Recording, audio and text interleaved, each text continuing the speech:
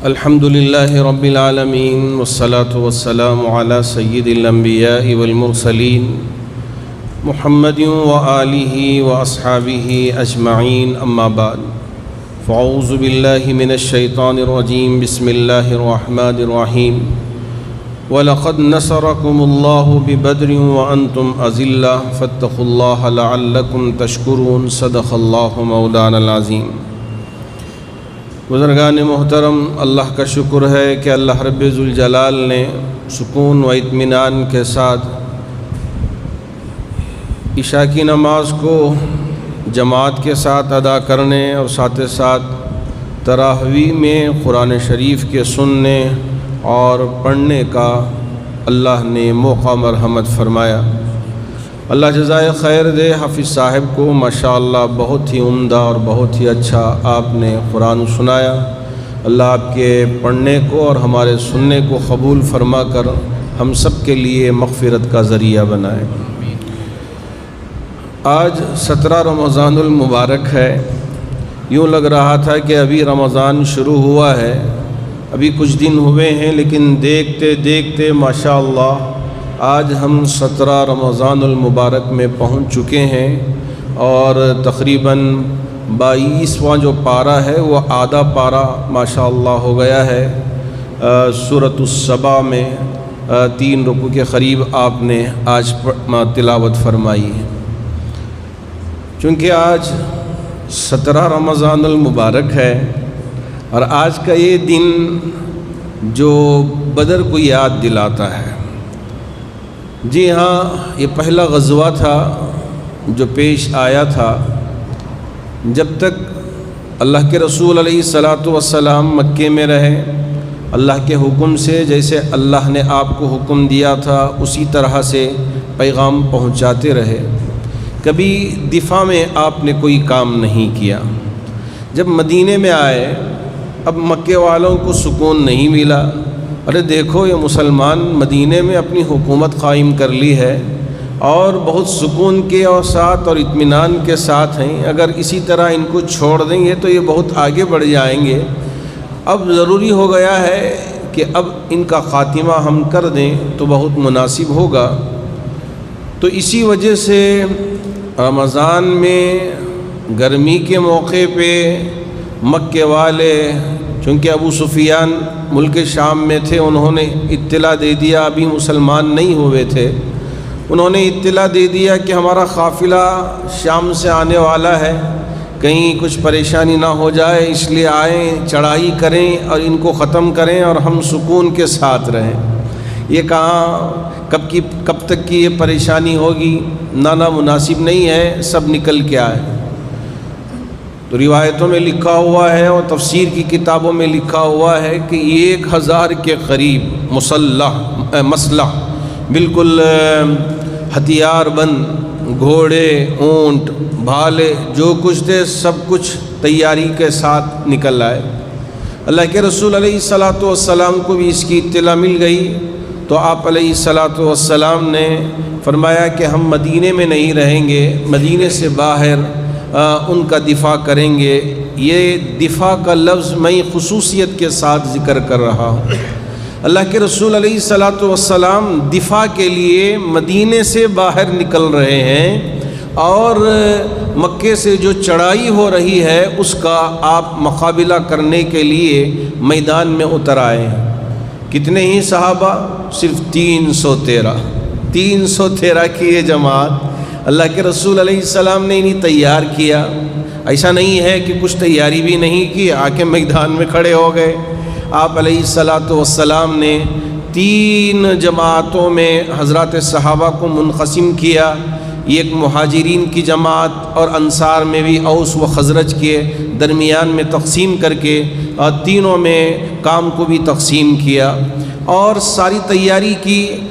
لیکن چونکہ غربت کا زمانہ، قسم پرسی کا زمانہ اور بہت ہی پتلی حالت، ایسے میں نہ اونٹ تھے، نہ گھوڑے تھے، نہ تلواریں تھیں، نہ آپ کے پاس کوئی اور ہتھیار، بس ایک تھی طاقت، وہ تھی ایمانی طاقت۔ ایمانی طاقت بہت بڑی طاقت ہے، آپ اسے معمولی نہ سمجھیں کہ ہمارے پاس کچھ نہیں ہے۔ لیکن یقین مانیے، میں پورے یقین کے ساتھ آپ کے سامنے یہ بات پیش کرنا چاہوں گا کہ اللہ رب ذوالجلال نے یہ جو ایمانی قوت عطا کیا ہے، یہ بہت بڑی قوت ہے۔ جب وقت آئے گا تو آپ کو بھی پتہ چلے گا اور ہمیں بھی پتہ چلے گا کہ اللہ نے کتنی بڑی طاقت سے ہمیں نوازا ہے۔ ماشاءاللہ حضرات صحابہ، یہ 313 کی جماعت نکلے، میدان میں آئے، پڑاؤ ڈالے، ذرا اوپر عریس چھپر لگایا گیا اللہ کے رسول علیہ السلام کو، اور حضرت ابو بکر صدیق رضی اللہ تعالیٰ عنہ جو چھپر لگایا گیا تھا، عریس بنایا گیا تھا، اس کے باہر پہرےداری کرنے کے لیے کھڑے ہو گئے۔ ہمارے سردار ہیں اور ہمارے سید ہیں اور ہمارے سب کچھ ہیں، ان کی حفاظت کرنے کی ذمہ داری ہماری ہے۔ اللہ یعنی اسباب کے اعتبار سے دراصل اللہ حفاظت فرمائیں گے، اللہ اپنے محبوب نبی کی حفاظت فرمائیں گے، لیکن اپنی جان، اپنے مال کو ماشاءاللہ انہوں نے قربان کیا اور اللہ کے رسول علیہ السلام پر نچھاور کیا تھا۔ تو اللہ کے رسول علیہ السلام نے حضرات صحابہ کو تیار کر کے ایک میدان میں کھڑا کر دیا، 3 جماعتوں میں منقسم کر کے۔ اب یہاں رات کے موقع پہ چھپر میں آئے۔ یقین مانیے، جب وہ تفسیر میں وہ باتیں پڑھتا ہوں، آنکھوں سے آنسو آئے بغیر نہیں رہ جاتا، اس لیے کہ اللہ کے رسول علیہ السلام اللہ کی بارگاہ میں آہوازاری کے ساتھ یہ عرضداشت پیش فرمایا کہ اے میرے رب، یہ 313 کی جماعت کو لا کے میدان میں کھڑا کر دیا ہے۔ ہاں مجھے پتہ ہے کہ دشمن کئی زیادہ اس وقت موجود ہے، لیکن ہم تیری ذات پہ بھروسہ کرتے ہیں۔ اگر آج یہ کٹ گئے، یہ مٹ گئے، تیرا نام لینے والا کوئی دنیا میں نہیں بچے گا۔ اے میرے اللہ، آپ مدد فرمائیں۔ اتنا رو رہے تھے، اتنا آہوازاری، اتنا گڑ گڑانا، اللہ اکبر اللہ اکبر۔ حضرت ابو بکر سنبھال نہیں پائے، باہر آپ کھڑے تھے، آپ کبھی کھڑے ہو کے کبھی رکوع میں کبھی سجدے میں اللہ سے پکار رہے ہیں، اللہ سے مدد مانگ رہے ہیں۔ اے میرا اللہ کے ڈال دیا ہے ان کو، اگر آپ مدد نہ کریں کوئی روئے زمین پر تجھے پکارنے والا نہیں ہوگا۔ پورے جذبے کے ساتھ نبی نے ایک طرف تیاری بھی کروائی جو کروا سکتے تھے، اور ساتھ ساتھ آپ نے اللہ کی طرف بھی متوجہ ہو کے امت کو یہ سبق دیا کہ صرف دعا کرتے بیٹھ جائیں، کوئی حکمت عملی نہ ہو، کوئی دور اندیشی نہ ہو، کوئی سمجھ بوجھ نہ ہو، کوئی تیاری نہ ہو، یہ بھی مناسب نہیں ہے۔ اور صرف تیاری میں لگے ہوئے ہیں اور ہمارے پاس جو کچھ ہے اس پہ اترا رہے ہیں، اللہ کو یہ بھی پسند نہیں ہے۔ یہ دونوں چیزیں مناسب نہیں ہے۔ نہ ہم صرف دعا میں لگ کے ان ساری چیزوں کو چھوڑ دیں، یہ بھی مناسب نہیں۔ صرف اترانے میں لگ جائیں، یہ بھی مناسب نہیں۔ تیاری کریں، اللہ کی ذات پہ بھروسہ کریں، اللہ سے مدد مانگیں۔ اللہ ہماری سننے والا ہے، اللہ ہماری مدد کرنے والا ہے۔ رات بھر دعا کرتے رہے، دعا کرتے رہے، دعا کرتے رہے، حتیٰ کہ حضرت ابو بکر کو سنبھالنے نہیں ہوا تو اندر آئے، کہا یا رسول اللہ بس کیجئے، بس کیجئے، اللہ کی مدد آئے گی، اللہ کی مدد آئے گی۔ جی ہاں، رب نے قرآن میں آیت اتار دیا، وَلَقَدْ نَصَرَكُمُ اللَّهُ بِبَدْرٍ وَأَنْتُمْ أَذِلَّةٌ۔ اے میرے محبوب، اللہ نے مدد کی ہے بدر کے موقع پہ جبکہ تم کمزور تھے۔ یہاں اذلہ کا معنی ذلیل نہیں، کمزور، کوئی طاقت نہیں بظاہر، لوگوں میں بھی کمی، ہتھیار میں بھی کمی، جانوروں میں بھی کمی، طاقتوروں میں بھی، لیکن ایمانی طاقت تھی۔ وَأَنْتُمْ أَذِلَّةٌ فَاتَّقُوا اللَّهَ، اللہ سے ڈریں، لَعَلَّكُمْ تَشْكُرُونَ، تاکہ تمہارے اندر شکر کا جذبہ پیدا ہو۔ استقول للمؤمنین أَلَنْ يَكْفِيَكُمْ أَنْ يُمِدَّكُمْ رَبُّكُمْ بِثَلَاثَةِ آلَافٍ مِّنَ الْمَلَائِكَةِ مُنزَلِينَ۔ ہاں، اللہ رب ذوالجلال نے حضرات صحابہ کی مدد کے لیے آسمان سے فرشتے اتار دیا. اسی لیے فرمایا وما رمیت اذ رمیت ولکن اللہ رما. یوں لگ رہا تھا کہ آپ تیر پھینک رہے ہیں، دراصل آپ تیر نہیں پھینک رہے ہیں بلکہ اللہ نے اس کا انتظام کر دیا کہ کہاں سے تیر آ رہے ہیں اور کہاں سے کیا ہو رہا ہے. کوئی کسی کو سمجھ میں نہیں آ رہا تھا، لیکن میرے رب نے سارا نظام کر کے رکھا تھا. اس لیے ہم اللہ کی ذات پہ بھروسہ رکھیں. اللہ ہی ہماری حفاظت کرنے والا ہے، اور دونوں چیزوں کی ضرورت ہے. ایک دعا بھی مانگتے رہنا ہے، اللہ کی طرف متوجہ بھی ہونا ہے، اور دوسرا ہم آپس میں بیٹھ کے مشوروں سے چیزوں کے حل کرنے کی بھی کوشش کرنی ہے. اگر یہ نہ ہو تو مناسب نہیں ہے. تو اس لیے اللہ کرے کہ اللہ ہمیں ان چیزوں کو سمجھنے کی توفیق عطا فرمائے. اور آگے مختصر سا وقت ہے، بات میں لمبی کر نہیں پاؤں گا، تو اس لیے مختصر چیزیں آپ کے سامنے ذکر کرنا چاہوں گا. آج کی تراویح میں اور اس سے پہلے کی جو تراویح ہے، حضرت سلیمان علیہ السلام کے واقعہ کا اللہ رب ذوالجلال نے ذکر کیا کہ اللہ رب ذوالجلال حضرت سلیمان کی ان باتوں کو اور ان چیزوں کو ذکر کیا کہ آپ لشکر سمیت جا رہے ہیں، اور آپ نے دیکھا کہ کچھ چونٹیاں، ان میں سے ایک چونٹی یہ اعلان کر رہی ہے کہ ارے سلیمان کا لشکر آ رہا ہے. اگر آپ یہیں رہیں گے تو وہ لشکر کو پتہ نہیں ہوگا کہ آپ نیچے ہیں، اس لیے آپ کو رون دیں گے، سب اپنے اپنے بلوں میں داخل ہو جائیں. جیسے ہی یہ اعلان حضرت سلیمان کو سنائی دیا، اللہ نے وہ قوت دی تھی حضرت سلیمان کو. یہ چونٹی چھوٹی اور وہاں وہ بول رہی ہے، اور حضرت سلیمان کے کانوں میں وہ بات پہنچ رہی ہے. کیا اللہ کی قدرت ہوگی، کیا اللہ رب ذوالجلال کا نظام ہوگا، یہ اللہ ہی بہتر جانتے ہیں. اسی لیے حضرت سلیمان نے دعا مانگا تھا، رب حب لی حکم لا ينبغی لأحد من بعدی انک انت الوہاب فسخرنا له الریح تجری بامرہ رخان حیث اصاب. اے اللہ ایسی بادشاہت عطا فرما کہ مجھے جو بادشاہت ملے گی کسی اور کے لیے بادشاہت نہ ہو. اسی لیے میرے نبی نے فرمایا بادشاہت میرے بھائی سلیمان کے لیے، ہاں اس کے لیے ہو جائے، مجھے کوئی بادشاہت نہیں چاہیے. میں فقیرانہ زندگی گزر بسر کرنے کے لیے تیار ہوں. مجھے یہ احد کے پہاڑ اور یہ سارے سونے بننے کی ضرورت نہیں ہے. مجھے کوئی عیش و عشرت کی زندگی نہیں چاہیے. بس میں ہوں سو ہوں. اللہ نے میرے لیے جو عطا کیا ہے بہت بڑی دولت عطا کیا ہے، اس لیے مجھے وہ سلیمان کے لیے جو چیزیں وہ مجھے نہیں چاہیے کہ جنات پہ بھی حکومت، ہواؤں پہ بھی حکومت، اور یہ جانوروں پہ بھی حکومت، سب پہ حکومت چل رہی ہے. لیکن میرے نبی کو آپ کم نہ سمجھیں، اس لیے کہ اللہ نے بعد از خدا بزرگ تو یہ قصہ مختصر بنا کے جو کنکریاں بے چاند پڑی ہیں وہ بھی پہچانتی تھی کہ یہ اللہ کا نبی ہے، یہ اللہ کا رسول ہے، وہ بھی پہچانتے تھے. اور یہ دو درخت کے پتے بے زبان، یہاں تو چونٹی کا قصہ ہے، لیکن اللہ نے بتایا کہ یہ جو درخت کے پتے ہیں وہ بھی میرے نبی کو سلام پیش کرتے ہیں. جیسے یہ تسبیح بیان کرتے ہیں، میری پاکی بیان کرتے ہیں، میرے نبی کا گزر ہوتا ہے تو یہ بھی اسے سلام کرتے ہیں. لیکن یہ تمہاری آنکھ ایسی نہیں ہے، تمہارے کان ایسے نہیں ہے، اور تمہارا دل و دماغ نہیں ہے کہ اسے دیکھ سکیں، ادراک کر سکیں، سمجھ سکیں.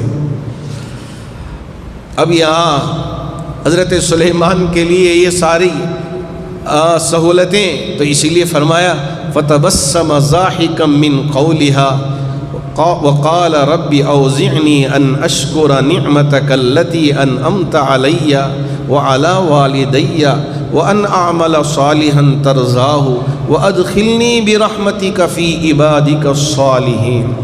جی ہاں، حضرت سلیمان مسکرانے لگے. آج کل ہمارے لوگ ایک دوسرے کو دیکھ کے مسکراتے بھی نہیں، جبکہ میرے نبی کی سنت ہے کہ ہم ایک دوسرے کو دیکھیں تو مسکرائیں، چہرے پہ مسکراہٹ. گھر میں بھی جائیں تو غصے سے، تاکہ بچے بھی دیکھ کے ڈر جائیں اور بیوی بھی دیکھ کے ڈر جائے. یا اللہ، یہ میرے نبی کا چہرہ نہیں ہے. جی ہاں، تربیت کی ہے میرے نبی نے حضرات صحابہ کی، بچوں کی اور امہات المؤمنین کی، لیکن جو محبتانہ سلوک آپ کے چہرے پہ ایک مسکراہٹ رہتی تھی، ہر دیکھنے والا بھی آپ کا گرویدہ ہو جاتا تھا۔ آج مسلمانوں کو بھی چاہیے اسی طرح کی مسکراہٹ اپنے چہروں پہ رکھے، تاکہ دیکھنے والوں کو لگے کہ ہاں یہ نبی کی امتی ہیں۔ ہاں، فتبسم ضاحکا من قولہا، یہ جو چونٹی اعلان کر رہی تھی، اس کے اعلان کو دیکھ کے کیا اپنے ساتھیوں کو بچانے کے لیے اعلان کر رہی ہے کہ سلیمان کا لشکر آ رہا ہے اور ان کو پتہ نہیں ہے کہ ہم نیچے ہیں، رون کے رکھ دیں گے، اس لیے بلوں میں چلے جاؤ۔ جیسے ہی اعلان سنا مسکرانے لگ گئے۔ وَأَدْخِلْنِي بِرَحْمَتِكَ فِي عِبَادِكَ الصَّالِحِينَ۔ ایک چونٹی اپنے ساتھیوں کی فکر کرتی ہے تو کیا ایک مسلمان اپنے دوسرے مسلمان کی فکر نہیں کر سکتا؟ یا ایک مسلمان اپنے دوسرے مسلمان کا خیال نہیں رکھ سکتا؟ ہمیں چاہیے کہ ہر ایک دوسرے کا خیال رکھے۔ آپ دیکھتے ہوں گے یہ چونٹیاں بھی بہت لائن سے جاتے ہیں، ایک کے پیچھے گویا کہ فوج جا رہی ہے، لیکن آج انسانوں میں وہ ساری چیزیں کہاں نظر آتی ہیں؟ ہم اعلان کرتے رہتے ہیں کہ جو بھی جلوس نکلتے ہوں تو تھوڑا سا ہم اس کے اندر ایک ایسا لحاظ رکھیں کہ زبان پہ درود ہو، نظریں نیچی ہوں، اور ایک ترتیب سے ہم جا رہے ہوں کہ راستے میں گزرنے والوں کے لیے بھی تکلیف نہ ہو، لیکن ہم ان ساری چیزوں کا خیال کیے بغیر بس جاتے رہتے ہیں۔ اس کی وجہ سے غیر بھی ہمارے اوپر رش کرنے کی جگہ میں سوچنے لگتے ہیں، ہم میں اور ان میں کوئی فرق نہیں رہ گیا۔ اللہ کرے کہ اللہ یہ فرق سمجھنے کی توفیق عطا فرمائے۔ آگے آج کی آیت میں حافظ صاحب نے تلاوت کی کہ وَإِذَا سَأَلْتُمُوهُنَّ مَتَاعًا فَاسْأَلُوهُنَّ مِنْ وَرَاءِ حِجَابٍ۔